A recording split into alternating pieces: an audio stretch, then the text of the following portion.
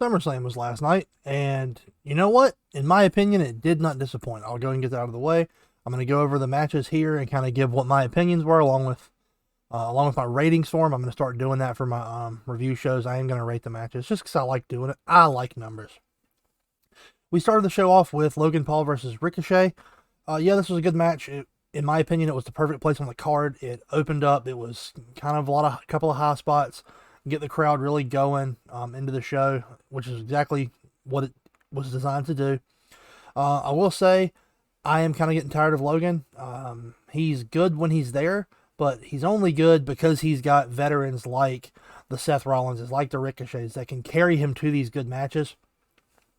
And I really don't want to see him beating up guys like Ricochet, which is exactly what happened here. He dominated most of the match.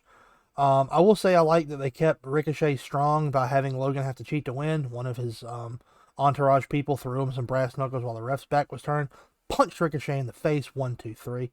So yeah, overall not bad. I would have rather them cut this so Rhea or Becky could get in on the show. But it didn't happen. Solid match. 5.8 flips out of 10. Next up, Brock versus Cody. This one had a really good video package. It had some slow music, but I thought thematically it kind of fit. I think that's a very underrated part of matches and wrestling in general is video packages. I love a good video package. Can really set the tone, bring people like myself who don't watch the weeklies up to speed on the storylines going in. And hey, look, Brock Lesnar starts the match dominant. Neat.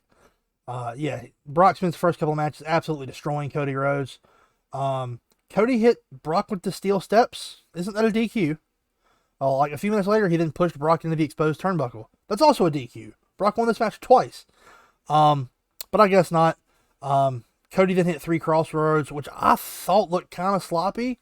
I am a fan of the move, and like we've seen Brock take him before. Maybe he was just out of position. Maybe he wasn't feeling comfortable on the night. Maybe it was because his shorts got ripped open. I don't know. I thought the 3 crossroads looked kind of clunky. I would have rather seen like 2 or 3 Cody cutters instead to finish it. But yeah, Cody picked up the win. It was like a 3.3 out of 5 or something. However, then Brock appeared to maybe turn back face by shaking the hand and raising the arm of Cody. Loved that. I'm going to give it a 6.5 torn shorts out of 10. Next up, Ronda versus Shayna. I don't have much to say about this match. The crowd was bored. The match wasn't very good. It was an MMA rules match. So, like, no pinfalls, no rope breaks. I really think one minor addition they could have added to the rules was no leaving the ring, because, like, in the MMA, you can't just leave the octagon. Yeah, I'm glad Shayna won. Ronda can go away now. 3.6 terrible stipulations out of 10. Next up, the Slim Jim. Ooh, yeah, Battle Royal. 25 men, none of them worth really naming. Hell, I can't even remember all of them. And the show was just last night. Much like a lot of these crappy Battle Royals, it sucked until the last, like, 4, maybe 5 members. We did have Omos doing the big man spot. He's so big. How could they possibly get him out? Oh, look, he's out. But yeah, final 3 was AJ Styles. Hello, Alan. Nice to see you. LA Knight. Yeah. And Sheamus, which were 2 of the 3 guys who were advertised when the match was. So that kind of makes sense. LA Knight wins. Yeah. Crowd loved that. Man, the crowd ate that up. It was one of the loudest reactions of the evening. Crowd loved it. I loved it. 6.5 yes out of 10. Next up, Gunther versus Drew for the Intercontinental Championship. Big, meaty men slapping meat. Yeah, this was exactly what it was supposed to be. It was a good match. I think it went the perfect amount of time. You maybe could have cut a minute or 2, because I know the match was struggling time-wise. It went just over 4 freaking hours, not counting the pre-show. Yeah, good action, tons of chops. Drew hit a tope Drewicida, is what I'm going to start calling it, flying over the ring. Big boy goes, wee. I love to see that. That was the spot of the night so far. Up until that moment, it was spot of the night. Love that. It was a very predictable match because Gunther's only like a month out from beating the Honky Tonk Man's record for longest reign. He's gonna break it, but I don't want to see this feud over. I will not be sad if Drew winds up being the one to dethrone Gunther. But yeah, keep this feud going. Have a couple more matches. Maybe not the next pay-per-view cycle, though, because that's going to mean feeding Drew losses at back-to-back shows, which I don't want to see. 7.5 chops out of 10. Next up, Seth versus Finn. This was my most anticipated match of the evening. I love Seth Rollins. He's on a tear right now. Shocking. I love Finn Balor even more, though. I really wanted Finn to win this match. Finn got things going by cheap shotting Seth before the bell. This match got off to a fast start, never slowed down. It really felt like it hit that next gear when Damian came out, though, with that briefcase. Finn thought he was trying to cash in. He wasn't. He was trying to get the ref turned around and hand Finn the briefcase. Like, here, hit him. That didn't happen. I love Finn having 7 written across his shoulder, the same shoulder that he injured 7 years ago at the first SummerSlam where him and Seth fought. I thought that was a really cool touch. The storytelling in this match was great. The wrestling was great. Shocking. We had Mommy Rhea and Dominic come out to play interference a bit. And much like last month, we kind of had a distraction ending. For a minute, there were a couple of really good near falls. It really looked like Finn was going to get the win. Damian slides the briefcase in, runs around to the other side of the ring. It looks like he's trying to distract the ref so Finn can pick up the briefcase and bash Seth with it. And instead, Finn Balor takes a stomp onto the briefcase. 1, 2, 3. It continues to Finn Damian. Will they, won't they? Eventually, they're gonna. A very good match. My only slight downside was that Damian didn't cash in immediately. It felt like that was supposed to be plan B. However, with what goes on later in the night, I understand it. I liked this match. 8 Finn Priest stare downs out of 10. Next up, our co-main event. They said there were 4 main events. No, there's not. That's not how main events work. There's one, the main event, the last one. And then you've got a co-main event, which tonight was Asuka versus Charlotte versus Bianca Belair for the WWE Women's title. This was an incredible match. I thought going into the match, I'm like, oh, this is the cool down match after a really good world title match. This is going to be the cool down. It's going to go 5-10 minutes. I'm really glad to say that I was wrong. There was a really good submission spot. I'm going to look at my notes because there are a couple of spots I want to touch on. A really good submission spot. Bianca hit a springboard moonsault to break up an Asuka win, which she had the Asuka lock. Loved that. There was a point where it looked like maybe a botch from either Asuka or Charlotte. Asuka went off the top rope to catch Charlotte with a DDT.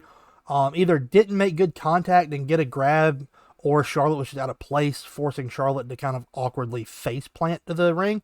Didn't like that. This did some really good triple threat stuff. Lots of good switches to 1v1 stuff. Attempts to steal the pin after big moves. Love that. I loved Charlotte's double pin attempt. I think she did it twice, trying to get the pin on Bianca and Asuka. Charlotte's class. I'm not a huge fan of her. I don't like that they push her so much. Eventually, she's going to break her daddy's record. But she's really good in the ring. New spot of the night, and I do believe this stays spot of the night. Asuka had thrown Bianca out. I believe it's Asuka. And Bianca was selling a really bad knee injury. She was selling it really well. They had medical staff come out and kind of assist her to the back. It was fairly obvious that it was just a sell because Corey kept talking about it on commentary, and the camera kept cutting to her, and that they didn't like stretch her out or anything. But yeah, she runs back, ignoring medical staff, hitting a 450 onto Charlotte with the figure 8 locked in. So like Charlotte's bridged up in the air and she delivers a 450. Watching it back like this morning, I watched the clip from it.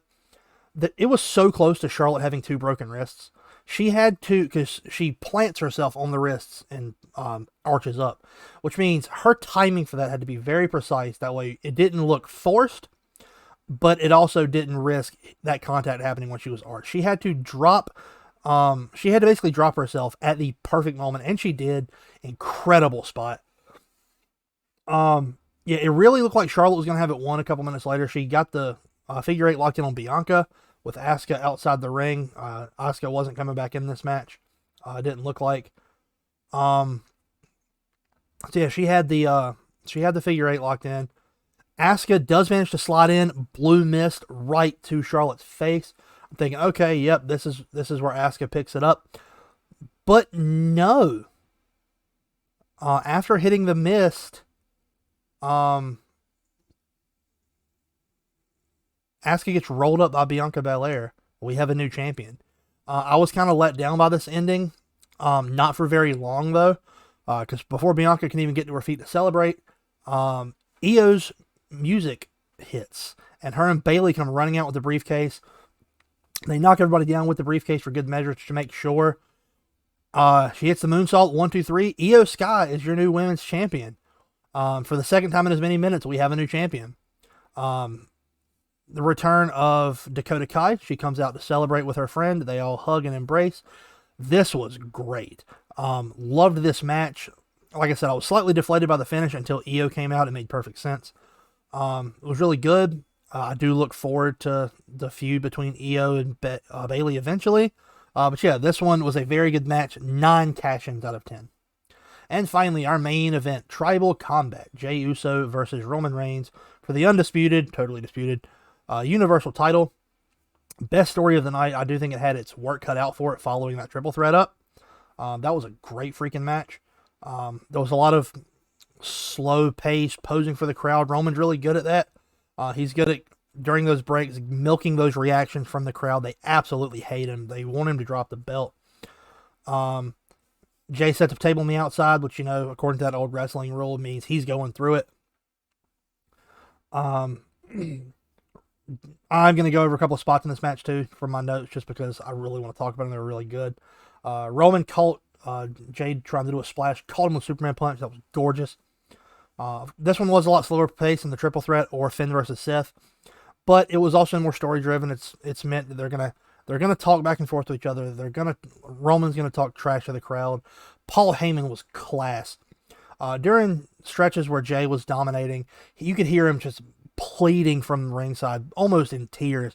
This is your family. You grew up together. Please, Jay, stop doing this. All while Jay was breaking chairs and kendo sticks and absolutely ruining Roman Reigns. Really, really good stuff.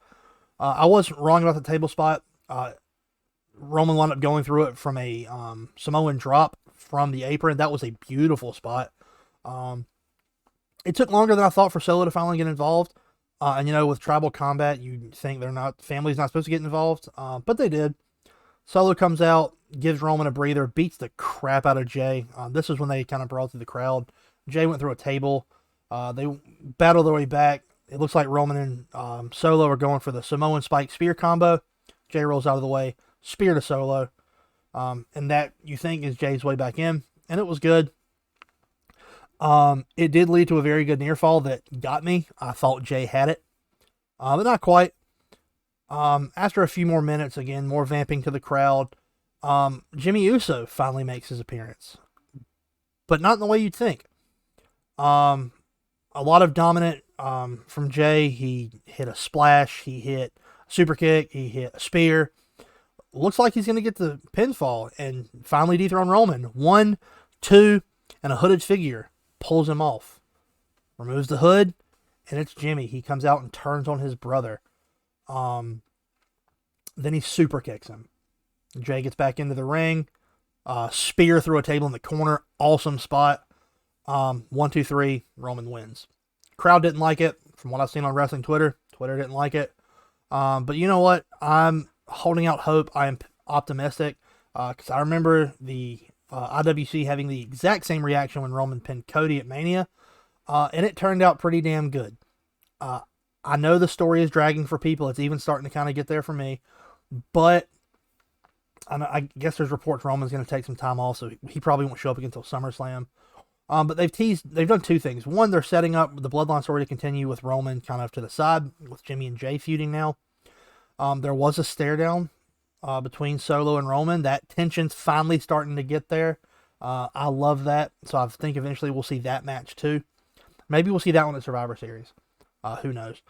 But yeah, I really like this match. I don't think this turn was because Jimmy's realigning with Roman. That would be stupid. And I will immediately say I'm wrong if that's what happened. But I don't think it is. I don't think that's the case.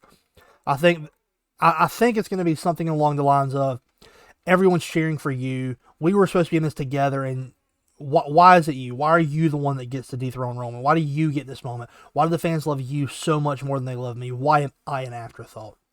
I think that's where it's going to go. That's kind of where I want it to go. I am kind of iffy on the turn, but again, after Mania, I am optimistic.